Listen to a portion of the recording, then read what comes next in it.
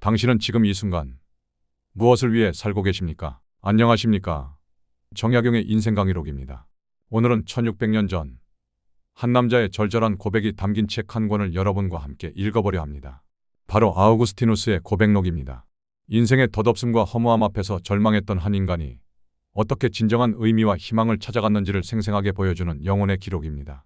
여러분, 우리 다산 정약용 선생께서는 이렇게 말씀하셨습니다.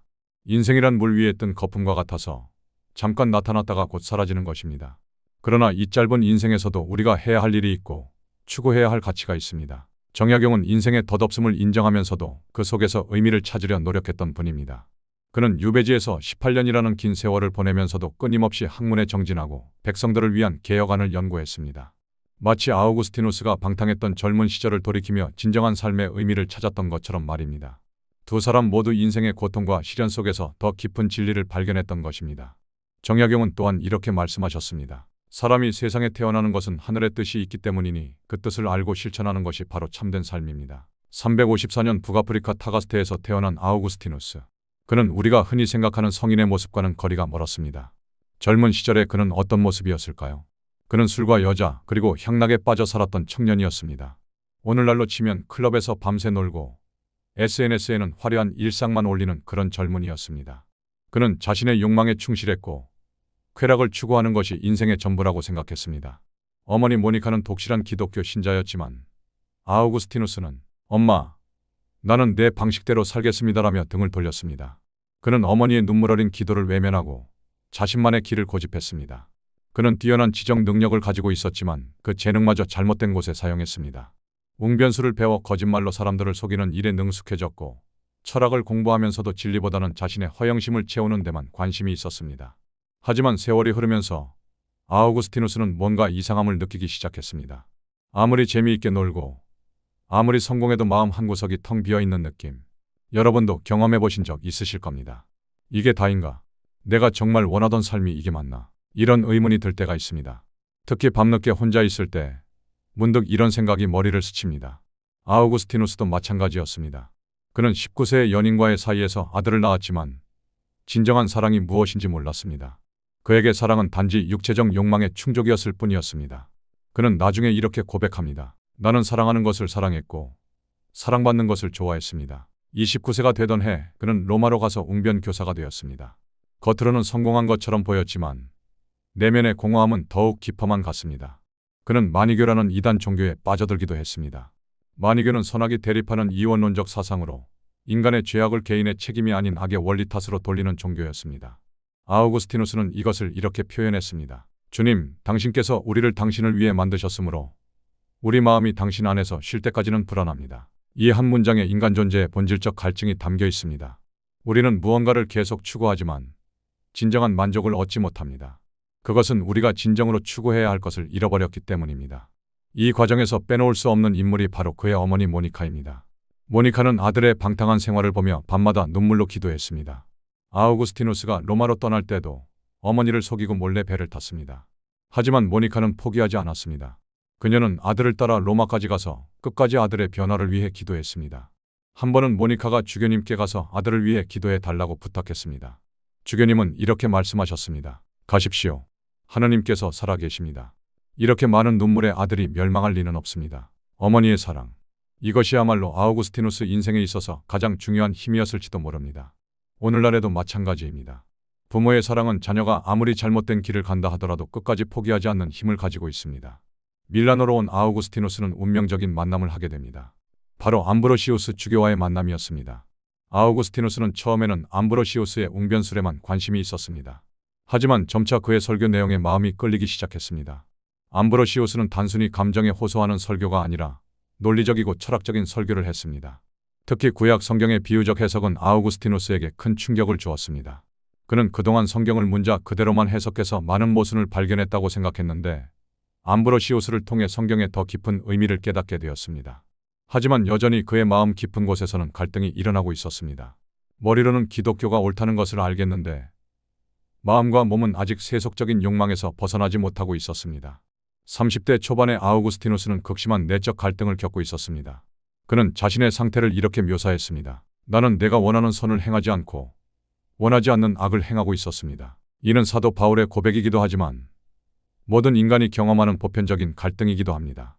우리는 모두 더 나은 사람이 되고 싶어 하지만 실제로는 습관과 욕망의 노예가 되어 살아갑니다.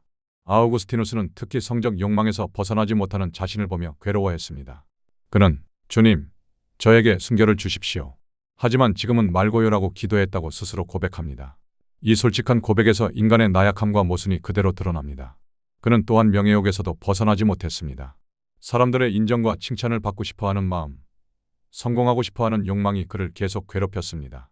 그러던 중 아우구스티누스는 두 가지 중요한 이야기를 듣게 됩니다. 첫 번째는 이집트의 성 안토니우스 이야기였습니다. 안토니우스는 부유한 집안에서 태어났지만 복음서에 내 소유를 다 팔아 가난한 자들에게 주라는 말씀을 듣고 모든 것을 버리고 수도자가 된 인물이었습니다. 두 번째는 자신의 친구들이 들려준 이야기였습니다. 두 명의 궁중관리가 안토니우스의 전기를 잃고 즉석에서 세상을 버리고 수도자가 되었다는 이야기였습니다. 이 이야기들을 들으면서 아우구스티누스는 큰 충격을 받았습니다. 저 사람들도 할 수 있는데 왜 나는 못하는가 하는 생각이 들었습니다. 동시에 자신의 비겁함과 우유부단함을 깨닫게 되었습니다. 32살이 되던 해 아우구스티누스에게 운명적인 순간이 찾아옵니다. 친구 알리피우스와 함께 집 정원으로 나간 아우구스티누스는 무화과나무 아래에서 울기 시작했습니다. 그동안 쌓였던 모든 갈등과 고뇌가 한꺼번에 터져 나온 것입니다. 언제까지입니까? 주님, 영원히 노하실 겁니까? 지난날의 죄악을 기억하지 마십시오. 그가 이렇게 울부짖고 있을 때 어디선가 아이의 목소리가 들려왔습니다. 들어서 읽어라, 들어서 읽어라. 이 목소리가 하늘의 계시인지 아니면 정말 아이들이 노는 소리인지는 중요하지 않았습니다. 아우구스티누스에게는 분명한 하늘의 음성으로 들렸습니다. 그는 급히 일어나서 성경을 펼쳤습니다. 그때 그의 눈에 들어온 구절은 로마서 13장 13절과 14절이었습니다. 낮에와 같이 단정하게 행하고 방탕하거나 술 취하지 말며 음란하거나 호색하지 말며 다투거나 시기하지 말고 오직 주 예수 그리스도로 옷 입고 정욕을 위하여 육신의 일을 도모하지 말라. 이 구절을 읽는 순간 아우구스티누스의 마음의 평안에 빛이 비쳤습니다. 그동안의 모든 의혹과 갈등이 사라지고 확신이 그를 가득 채웠습니다. 하지만 여기서 중요한 점은 아우구스티누스가 하루아침에 성인이 된 것이 아니라는 겁니다. 회심은 끝이 아니라 새로운 시작이었습니다. 그는 즉시 세례를 받지 않고 먼저 자신의 삶을 정리했습니다. 웅변 교사직을 그만두고 연인과도 헤어졌습니다. 그리고 어머니와 친구들과 함께 카시치아쿰이라는 조용한 곳으로 가서 철학적 성찰의 시간을 가졌습니다. 387년 부활절에 암브로시우스 주교로부터 세례를 받은 아우구스티누스는 이제 완전히 다른 사람이 되었습니다. 하지만 그의 시련은 여기서 끝나지 않았습니다. 로마에서 아프리카로 돌아가는 길에 어머니 모니카가 세상을 떠났습니다. 아우구스티누스에게는 큰 슬픔이었지만 동시에 어머니의 기도가 응답되었다는 감사함도 있었습니다. 아프리카로 돌아온 아우구스티누스는 수도 공동체를 이루어 살다가 결국 히포의 주교가 되었습니다. 그가 고백록을 쓴 것은 주교가 된 후인 397에서 401년경이었습니다. 왜 그는 자신의 추악했던 과거를 숨김없이 고백했을까요? 여러 가지 이유가 있습니다. 첫째, 하나님의 은혜를 증거하기 위해서였습니다. 자신 같은 죄인도 변화될 수 있다는 것을 보여주고 싶었습니다. 둘째, 같은 고민을 하고 있는 사람들에게 희망을 주기 위해서였습니다. 자신의 경험을 통해 다른 사람들도 변화의 길을 찾을 수 있기를 바랐습니다. 셋째, 자신의 과거를 정리하고 성찰하기 위해서였습니다. 글을 쓰는 것 자체가 자기 치유의 과정이었습니다. 아우구스티누스는 고백록을 통해 인생의 무상함을 극복하는 구체적인 방법들을 제시합니다. 첫째, 철저한 자기 성찰과 고백입니다. 자신의 잘못을 숨기지 않고 인정하는 것. 이건 정말 어려운 일입니다. 하지만 아우구스티누스는 자신의 추악했던 모습까지도 숨김없이 털어놓습니다. 그는 어린 시절 배 훔치기 사건까지도 상세히 기록했습니다. 친구들과 어울려 남의 집 배나무에서 배를 따먹은 일인데 배가 맛있어서가 아니라 단순히 금지된 것을 해보고 싶어서였다고 분석합니다. 이런 솔직한 고백을 통해 그는 인간의 원죄성을 깨닫게 되었습니다. 우리는 모두 불완전한 존재이며 그것을 인정하는 것이 성장의 첫걸음이라는 것입니다. 50대 이후에 우리가 인생을 돌아볼 때 후회되는 일들이 많을 겁니다. 그때 중요한 건 그 실수들을 덮으려 하지 말고 솔직하게 인정하고 받아들이는 것입니다. 둘째, 영원한 것에 대한 갈망과 추구입니다. 아우구스티누스는 세상의 모든 것이 변하고 사라진다는 걸 깨달았습니다. 젊음도, 건강도, 재산도, 명예도 모두 영원하지 않습니다. 하지만 그는 변하지 않는 절대적인 존재, 즉 신을 통해 안정감을 찾았습니다. 이것이 꼭 종교적 신앙을 의미하는 건 아닙니다. 우리 각자에게는 변하지 않는 가치와 원칙이 있어야 한다는 뜻입니다. 그는 이렇게 말했습니다. 시간 속에서 영혼을 발견하라. 순간순간의 경험 속에서도 영원한 가치를 찾을 수 있다는 의미입니다. 셋째, 참된 사랑의 발견입니다. 아우구스티누스는 젊은 시절 잘못된 사랑에 빠져 있었습니다. 자신만을 위한 이기적인 사랑, 육체적 욕망에 기반한 사랑이었습니다. 하지만 회심 후 그는 진정한 사랑이 무엇인지 깨달았습니다.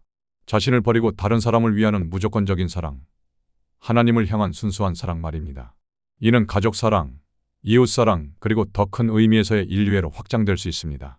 사랑은 우리를 이기심에서 벗어나게 하고 더 큰 가치를 위해 살게 만듭니다. 넷째, 현재 순간의 소중함 인식입니다. 아우구스티누스는 시간에 대해 깊이 성찰했습니다. 과거는 이미 지나갔고 미래는 아직 오지 않았다. 우리에게 있는 것은 오직 현재뿐이다. 하지만 역설적으로 현재도 계속 흘러가고 있습니다. 그렇다면 우리는 어떻게 살아야 할까요? 아우구스티누스의 답은 명확합니다. 매 순간을 영원한 가치로 채워야 한다는 것입니다. 오늘날 우리 사회는 어떤가요?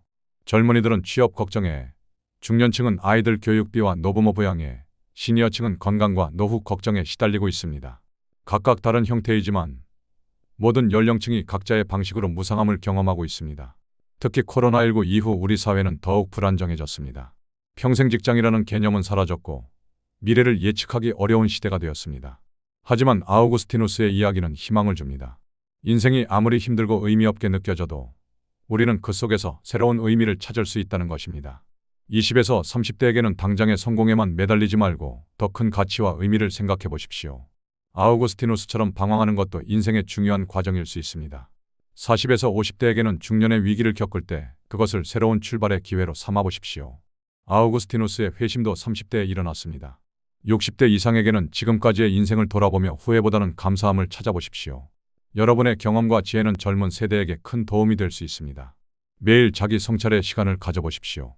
아우구스티누스처럼 하루 10분에서 15분씩 자신의 하루를 돌아보며 잘한 일과 부족했던 일을 솔직하게 인정해 보십시오.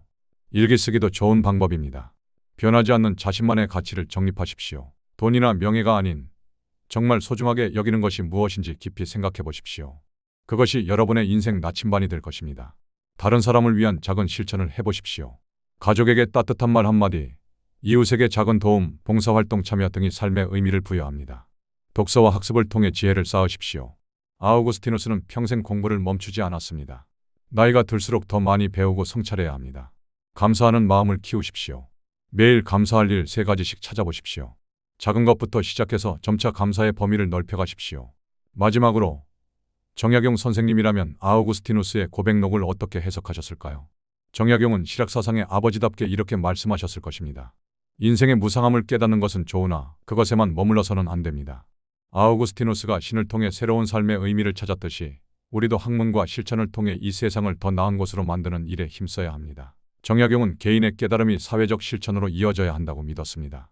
아우구스티누스의 고백이 개인적 구원에 그치지 않고 수많은 사람들에게 희망과 위로가 되었던 것처럼 우리의 깨달음도 다른 사람들과 나누어야 한다는 것입니다.